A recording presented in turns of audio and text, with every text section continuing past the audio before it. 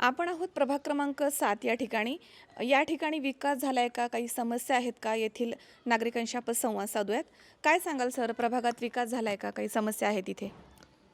अ, गेल्या एक 8-9 वर्षापासून जेव्हा म्हणजे नगर परिषदेकडे नगरसेवक पद होतं आणि त्याच्यानंतर प्रशासक होतं तेव्हापासून या प्रभागात ज्या मुख्य समस्या आहेत त्यात साधारणतः एक मुख्य समस्या म्हणजे या प्रभागातील अंतर्गत रस्ता.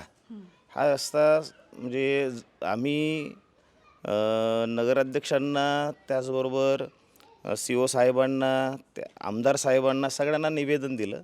हा अंतर्गत रस्ता ही आमची एक मोठी समस्या आहे. इतर आम्हाला ज्या सोयीसुविधा नगर परिषदेकडनं ते चांगल्या रीतीनं आहेत. त्यामध्ये पाण्याची व्यवस्था अतिशय चांगली आहे, लाईटची व्यवस्था आहे.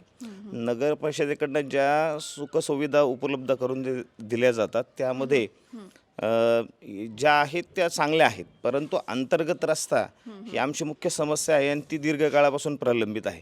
आमची एक अपेक्षा आहे की हा अंतर्गत रस्ता लवकरात लवकर व्यवस्थित व्हावा आणि ही आमची जी मुख्य मागणी आहे, ती समस्या आहे, ती लवकर सुटली जावी.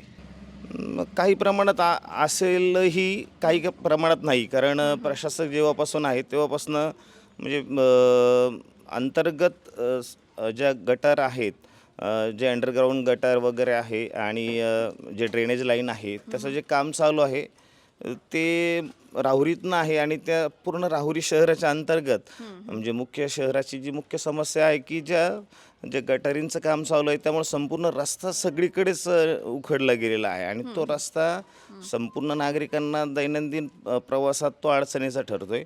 प्रशासकाच्या काळामध्ये ही मात्र मोठी समस्या आहे, ही असं वाटलंय.